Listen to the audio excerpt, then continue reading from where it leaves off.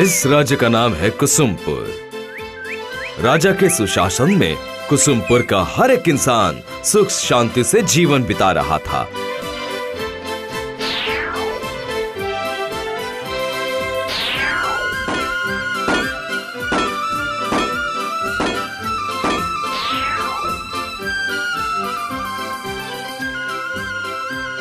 लेकिन राजा का मन तो आज बहुत ही चंचल हो उठा है।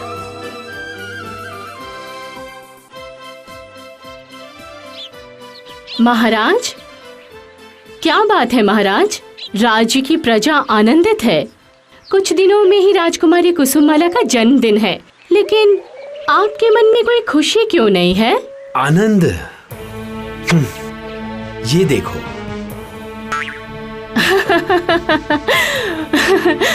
बस एक सफेद बाल के लिए आपका मन उदास है?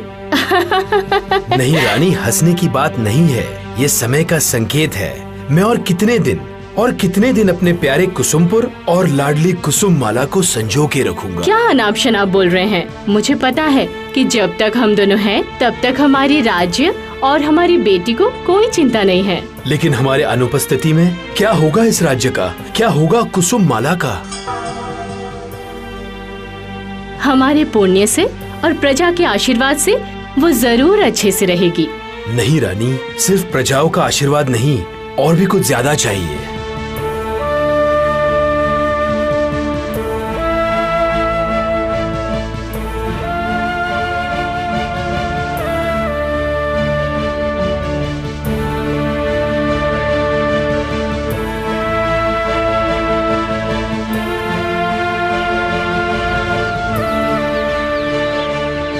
फूलपरी, सुन रही हो ना फूलपरी? कुछ दिनों में मेरी इकलौती बेटी कुसुममाला का जन्मदिन है। हमारी इच्छा है कि सबके साथ उसके जन्मदिन के आनंद को बांट लेंगे।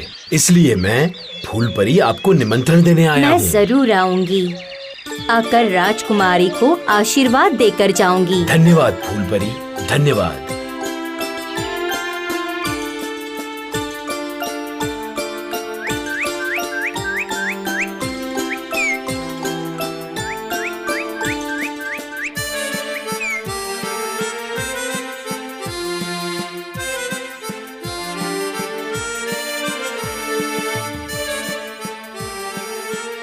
सुन रही हो फलपरी? कुछ दिनों में मेरी बेटी का 16वां जन्मदिन है और मैं तुम्हें उस जन्मदिन के अनुष्ठान में निमंत्रण देने आया हूँ। जी महाराज, मैं जरूर आऊंगी, आपकी बेटी को आशीर्वाद दूंगी। धन्यवाद फलपरी, बहुत बहुत धन्यवाद।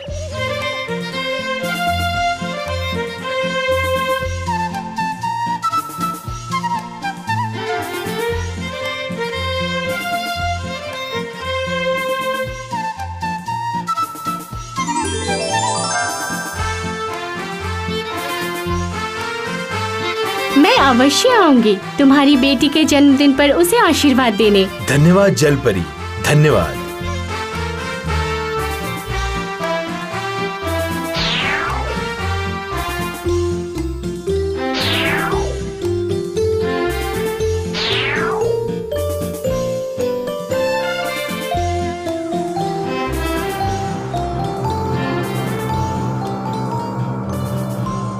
तो यहाँ पर बैठकर मेरे घर पर पहरा दे, मैं थोड़ा घूम कर आती हूँ। ठीक है पत्थर परी।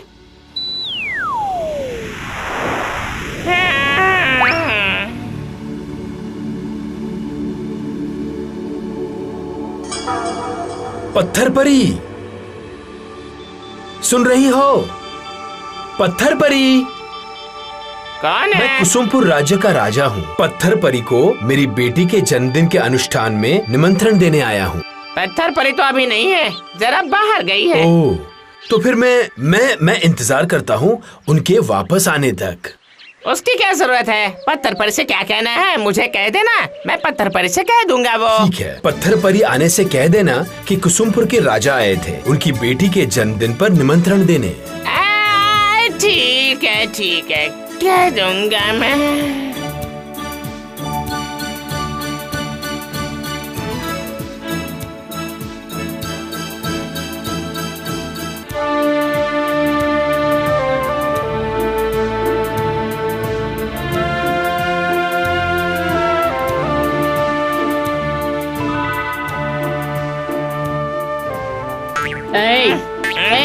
उठ उठ। तुझे कहकर गई थी मेरे घर पर पहरा देना और तू सो रहा है। कोई आया था मुझे ढूंढते हुए? नहीं नहीं, कोई नहीं। ठीक है। देखते ही देखते आ गया राजकुमारी का जन्मदिन। पूरे राजमहल में बहुत बड़ा जश्न मनाया जा रहा था।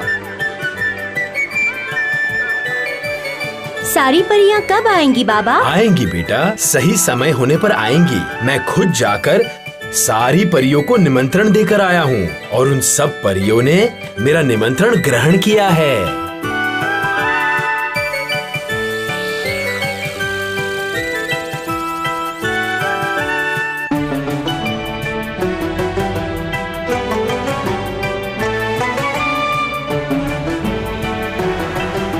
ये क्या?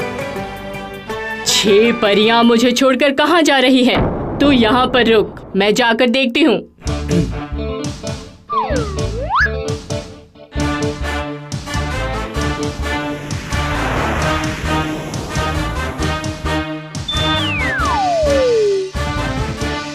ये क्या? राजमहल को फूलों से सजाया गया है। राजमहल में जरूर कोई शुभ अनुष्ठान हो रहा है और मुझे यहाँ निमंत्रण नहीं दिया। राजा की इतनी हिम्मत! आज मैं उनकी शांति भंग करके रहूंगी।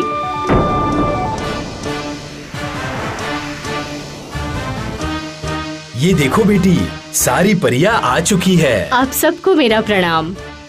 मेरी बेटी को दोनों हाथों से आशीर्वाद दीजिए, जिससे मेरी बेटी विशाल बन जाए। मेरी बेटी राज्य के हर व्यक्ति की रक्षा कर पाए। वही होगा। मैं हवा परी तुम्हारी बेटी को आशीर्वाद देती हूँ। तुम्हारी बेटी का मन हवा की तरह स्वच्छ होगा। मैं पेड़ परी हूँ और मैं राजकुमारी को आशीर्वाद दे रही हूँ। राजकुमारी पेड़ की जड़ों की तरह शक्तिशाली होगी और कोई उसे जमीन से उखाड़ ही नहीं पाएगा। मैं हूँ मेघ परी। मैं राजकुमारी को आशीर्वाद देती हूँ कि राजकुमारी के विचार मेघ जैसे शुद्ध हो। मैं जल परी राजकुमारी को आशीर्वाद करती हूँ। राजकुमारी किसी भी आपदा में पानी की तरह शांत रहेगी। मैं फल परी राजकुमारी को आशीर्वाद देती हूँ। राजकुमारी का रूप रंगीन फलों की तरह होगा। तुम लोगों की इतनी हिम्मत! तुम लोग मुझे छोड़कर राजकुमारी का जन्मदिन मना रहे हो? मैं पत्थर परी राजकुमारी को श्राप देती हूँ। राजकुमारी पूरी जिंदगी पत्थर की तरह निस्तेज होकर सोई रहेगी।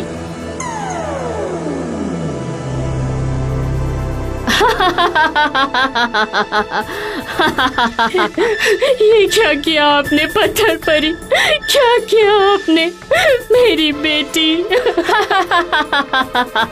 यही तुम लोगों का उचित दंड है।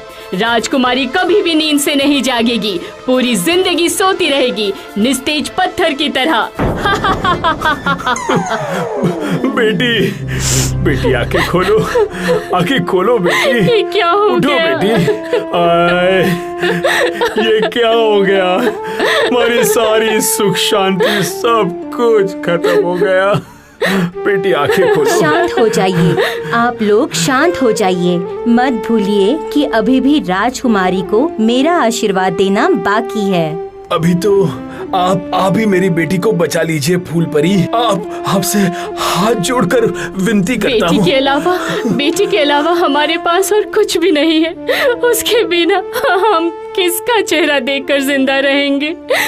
दया कीजिए, उसे पहले जैसा बना दीजिए। पत्थर परी के अभिशाप को नष्ट करने की क्षमता मुझ में नहीं है, लेकिन उसके अभिशाप के असर को कम करने की क्षमता मुझ में है। मैं फूल परी हूँ। मैं राजकुमारी को आशीर्वाद देती हूँ। जिस दिन फूल जैसा पवित्र कोई राजकुमार आकर राजकुमारी को छुएगा, उसी दिन राजकुमारी की नींद टूट जाएगी। और जब तक राजकुमारी की नींद नहीं खुलती, तब तक इस कुसुमपुर राज्य का हर कोई इंसान गहरी नींद में सो जाएगा।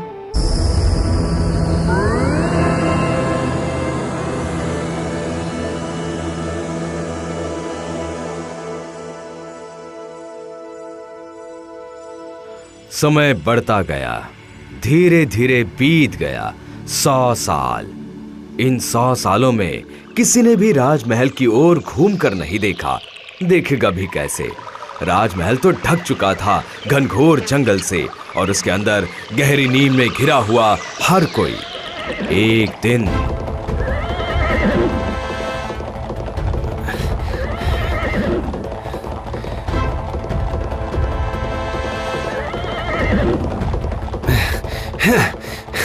जोर से और जोर से और जोर से।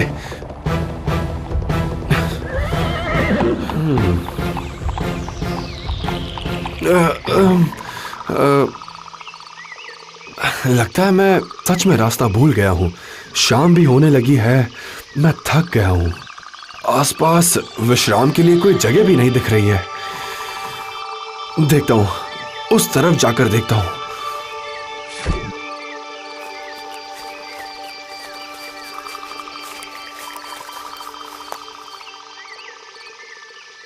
इस घने जंगल में ये क्या है?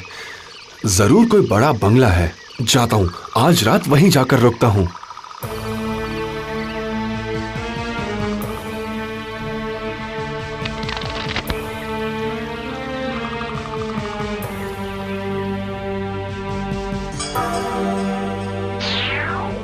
ये क्या? यहाँ तो सब गहरी नींद में सो रहे हैं। बचपन में दादी माँ के मुंह से सुना हुआ सोता हुआ कुसुमपुर राज्य की तरह रास्ता भूलकर कहीं मैं वहीं तो नहीं आ गया हूँ?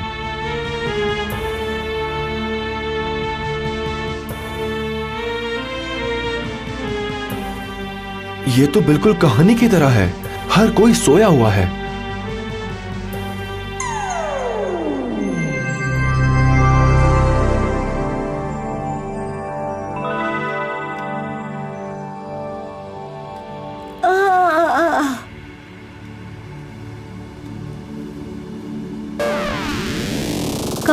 कौन हो तुम? मैं रास्ता भूलकर यहाँ आ गया हूँ। आकर देखा तो तुम सब सो रहे थे। इसका मतलब तुम ही हो जिसने मेरी राजकुमारी को नींद से जगाया। मुझे माफ कीजिएगा महाराज, असल में मैं। माफी क्यों मांग रहे हो युवक? हम हमेशा के लिए तुम्हारी ऋणी हो गए युवक। अगर तुम ना होते तो हमारी इकलौती बेटी जिंदगी भर इसी तरह से सो रही होती। कोई है? राजमहल को फिर से फूलों से सजा दो। कुसुमपुर की खुशियाँ फिर से लौट आई है। इस युवक का हाथ पकड़कर जय हो फूलपरी की जय हो, जय हो फूलपरी की जय हो, जय हो फूलपरी की जय हो, फूलपरी की जय। उसके बाद उसी युवक राजकुमार के साथ कुसुमपुर की राजकुमारी की शादी हो गई।